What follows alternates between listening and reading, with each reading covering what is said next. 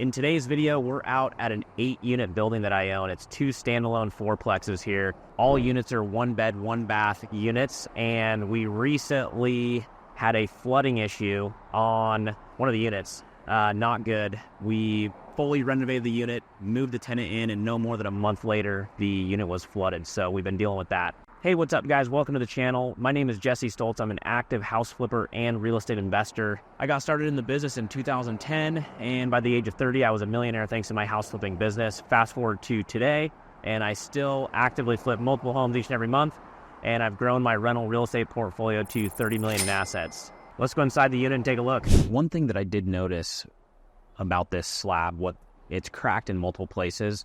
As you can see, like just right here, even outside the unit, there are big cracks.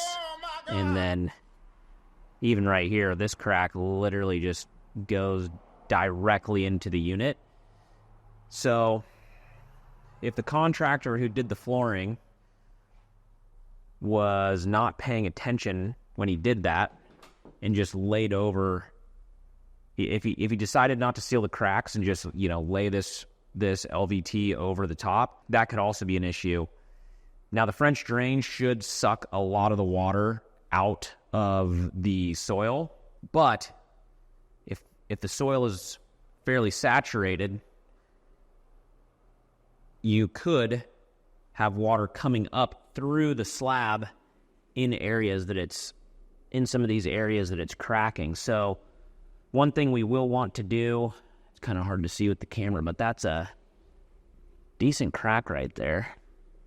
One thing we will want to do is make sure we seal all of these cracks before we put the flooring back, because we could end up in the same boat. Yeah, the French drain might be doing its job, but after 2 weeks worth of heavy rain, the soil could get so saturated that inevitably the water will just start leaking up through the slab where it's cracked. So yeah, that's another thing we got to watch out for and make sure we do here, because there's multiple areas why this problem could be taking place. So we need to make sure to handle both. So here we are inside what 60 days ago was a completely freshly renovated unit. It's pretty disheartening because we pumped around 30 grand into this unit to make it very nice, and then it flooded. So let me spin the camera around and I'll show you what we're dealing with here.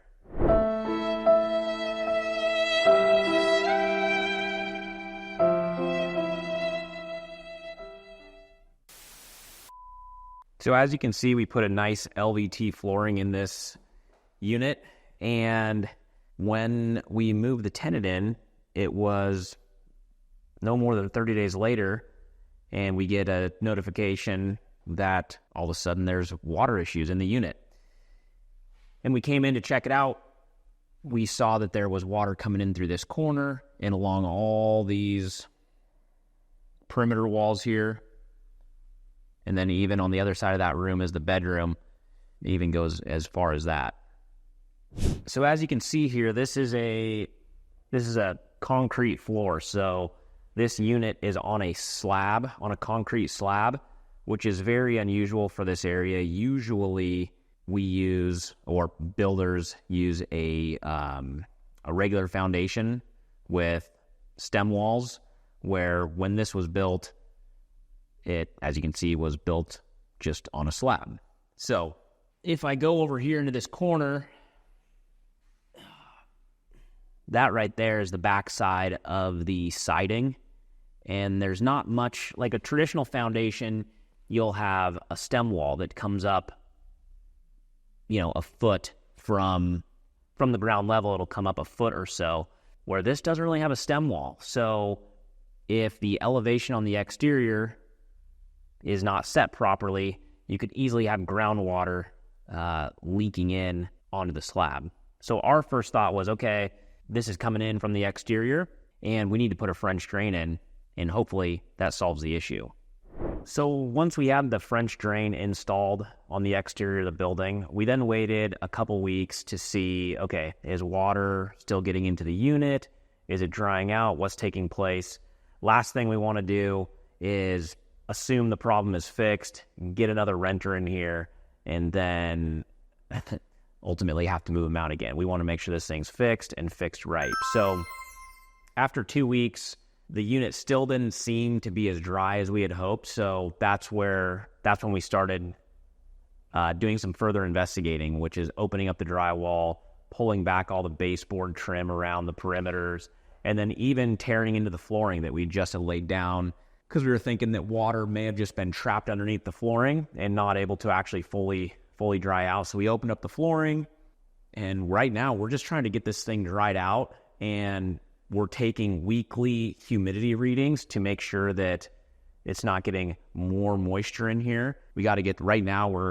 We still got to get that humidity reading to drop before we'll feel comfortable buttoning all this back up and getting another tenant in here.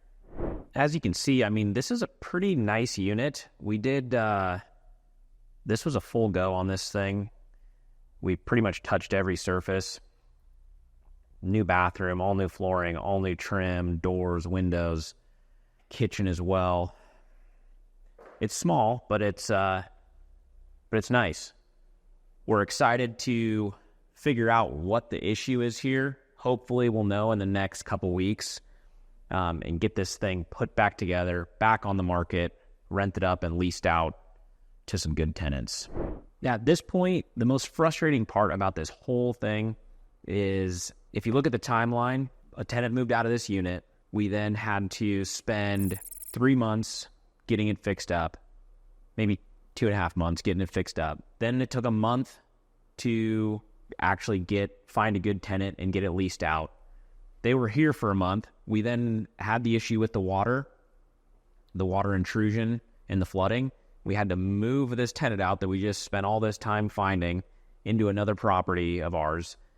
And now we have this whole place torn apart trying to figure out what the issue is, which obviously we think we know what the issue is, but just that timeline of, you add all that time up, the amount of rental loss in between all this and the amount of money we've put into the place to then have to tear it back open, it's a big loss. So the sooner we can get this thing back up, put together, done right, of course, so that we don't run into this again, and then get a paying tenant in here, the better we are. Because right now we're just burning through capital with the repairs that we're doing, and then obviously the rental loss as well. So it's not a good thing. So we're looking forward to getting this done.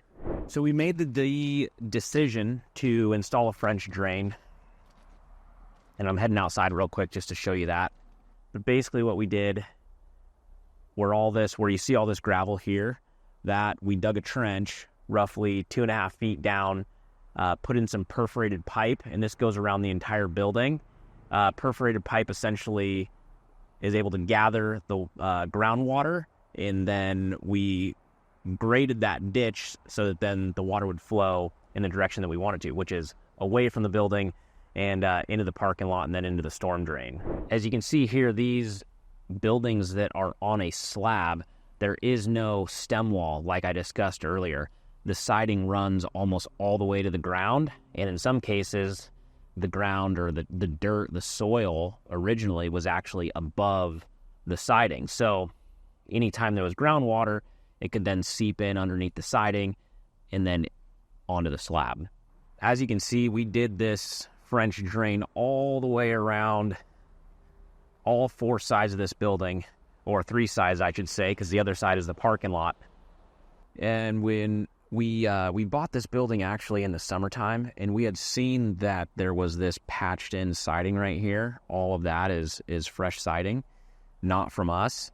And I guess we really didn't think too much of it, but I mean, it makes sense now, because in the wintertime and we get a bunch of rain, that siding was down into the soil, which then siding plus a bunch of water at all times equals rotten siding. So they obviously had to replace that section of siding. So I'm feeling like this is not a new problem. This is something that I think the seller originally just didn't want to tell us about. So we basically inherited somebody else's problem on this thing. Unfortunately, these are all just things that seem to happen when owning rental real estate. You just got to roll with the punches. It's part of the game, folks. That's a wrap for today. Please make sure you subscribe to my channel so you can see what happens next, as well as see all the good, the bad, the ugly that comes along with real estate investing. Don't forget to subscribe. Thank you so much. See ya.